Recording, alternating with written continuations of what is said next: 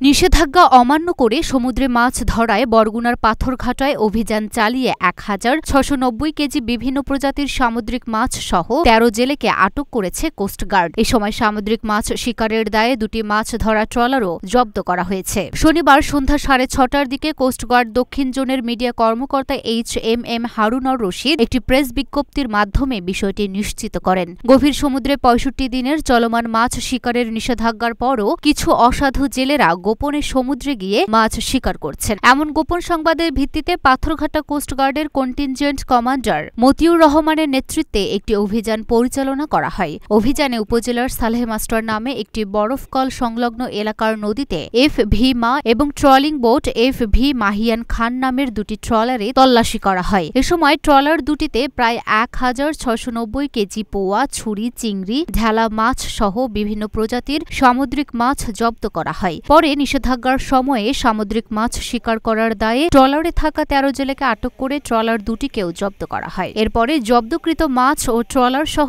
আটক ১৩ জেলের বিরুদ্ধে আইনানুগ ব্যবস্থা গ্রহণ করতে উপজেলা সিনিয়র মৎস্য কর্মকর্তার কাছে হস্তান্তর করা হয়।